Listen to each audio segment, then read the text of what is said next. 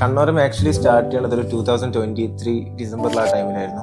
ഒരു പാട്ട് കമ്പോസ് ചെയ്യാൻ ഒരുപാട് ടൈം എടുക്കാറുണ്ട്. ഒരു 6 months എടുത്തു ഞാൻ ഇതിന്റെ പ്രൊഡക്ഷനിലോട്ടേക്ക് എത്താൻ. I am so happy that ഉദ്ദേശിച്ചൊരു സൗണ്ടിലേക്ക് എത്തിക്കാൻ പറ്റിയിട്ടുണ്ട് പാട്ടിനെ. അങ്ങനെ കമ്പോസിഷൻ കഴിഞ്ഞ് പിന്നീട് എനിക്ക് ഉണ്ടായിരുന്ന ഡൗട്ട് എന്താണെന്ന് വെച്ചാൽ ഇത് ഏതൊരു ഭാഷയിലേക്ക് ഇത് എഴുതും എന്നുള്ളൊരു സാധനമായിരുന്നു. അപ്പൊ പിന്നെ ഇനീഷ്യലി ഞാനത് ഹിന്ദിയിലോട്ടേക്കായിരുന്നു ആദ്യം ചിന്തിച്ചോണ്ടിരുന്നത്. പിന്നീട് അത് വർക്കായില്ല. പിന്നീട് മലയാളം ട്രൈ ചെയ്തും അതും എനിക്ക് വർക്കായില്ല. And end of the day ഞാൻ തമിഴിലോട്ടങ്ങനെ തിരിച്ചെത്തി. കാരണം എൻ്റെ ഫസ്റ്റ് സോങ് തമിഴിൽ തന്നെ ആയിരുന്നു. So I love that language. അപ്പോൾ ഷിജിനാണ് അത് എഴുതിയത് and he did A really wonderful job in the song. അങ്ങനെ ലിറിക്സ് കംപ്ലീറ്റ് ചെയ്തു. പിന്നീട് എനിക്ക് ഉണ്ടായിരുന്ന ഡൗട്ട് ഇത് ആര് പാടും, എനിക്ക് വേണ്ട പോലെ ഇതെങ്ങനെ ആ ഒരു ഇമോഷൻ എങ്ങനെ കൺവേ ചെയ്യുന്നതായിരുന്നു. സോ അങ്ങനെയാണ് പിന്നെ രോഹിത്തിന്റെ അടുത്തേക്ക് എത്തുന്നത്. ഷിയാബിനെ എനിക്ക് ആദ്യം അറിയാം, പക്ഷെ നമ്മൾ ഇതുവരെ കോണ്ടാക്റ്റിലൊന്നും ഇല്ലേനു. അപ്പോൾ ഒരു ദിവസം ഷിയാബിനെ വിളിച്ച് രോഹിത്തെ തമിഴ് ഒരു സോങ് ഉണ്ട്, ഒന്ന് പാടി നോക്ക്, ട്രൈ ചെയ്ത് നോക്കെന്ന് പറഞ്ഞു. അപ്പോൾ എനിക്ക് ആ പാട്ട് കേട്ടപ്പോൾ തന്നെ ഭയങ്കര ഇഷ്ടപ്പെട്ട് ഞാൻ പാടി അവന് ഒരു ചെറിയ സ്നിപ്പറ്റ് അയച്ചു കൊടുത്തത്. അങ്ങനെ കമ്പോസിഷനും ലിറിക്സ് ഒക്കെ കഴിഞ്ഞ് രോഹിത്തിന്റെ അടുത്തേക്ക് എത്തി പാട്ട് അവൻ പാടി, അത് ഓക്കെ ആയി. പിന്നീട് എനിക്ക് ഫീമെയിൽ സിംഗറിലോട്ടേക്ക് എത്താനും കുറച്ച് ബുദ്ധിമുട്ടിയിട്ടുണ്ടായിരുന്നു. ദാലിലോട്ടേക്ക് എത്തുമ്പോൾ തന്നെ ഒരു 1-2 ആൾക്കാരെ വെച്ച് ട്രൈ ചെയ്തിട്ടുണ്ടായിരുന്നു. പക്ഷെ എനിക്ക് രോഹിത്തിന്റെ ആ ഒരു സൗണ്ടിങ് ആയിട്ട് ബ്ലെൻഡ് ആവുന്നതിന്റെ കുറച്ച് പ്രശ്നം ഉണ്ടായിരുന്നു.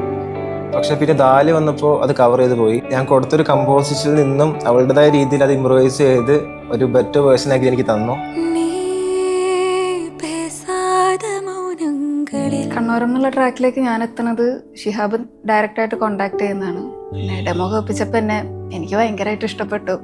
പിന്നെ ആളെനിക്ക് ഓൾറെഡി അവരുടെ ഫസ്റ്റ് ട്രാക്കിൻ്റെ പേരിൽ എനിക്ക് ഭയങ്കരമായിട്ട് അറിയായിരുന്നു. സോ ഇങ്ങനത്തെ ഒരു ഓഫർ വന്നപ്പോൾ എന്നെ ഭയങ്കര ഹാപ്പി ആയിരുന്നു. പിന്നീട് പ്രൊഡക്ഷൻ തുടങ്ങിയ സമയത്താണെങ്കിൽ മ്യൂസിക്കലി എനിക്ക് കുറച്ച് ചലഞ്ചിങ് ഉണ്ടായിരുന്നു. പക്ഷെ ഫിദലിൻ്റെ ഹെൽപ്പോട് കൂടി എനിക്ക് അത് കവർ ചെയ്യാൻ പറ്റി. ഫിദൽ തന്നെയാണ് ഇതിൽ പിയാനോ വായിച്ചിരിക്കുന്നത്. ആൻഡ് നിബു, അനിൽ, ജൈവിൻ അവരൊക്കെ ഒരുപാട് ഹെൽപ്പ് ചെയ്തിട്ടുണ്ട്. ജൈവിനാണ് ഗിറ്റാർ വായിച്ചിരിക്കുന്നത് ആൻഡ് വിയോല വയലിൻ വായിച്ചിരിക്കുന്നത് Nibu and cello by Anil.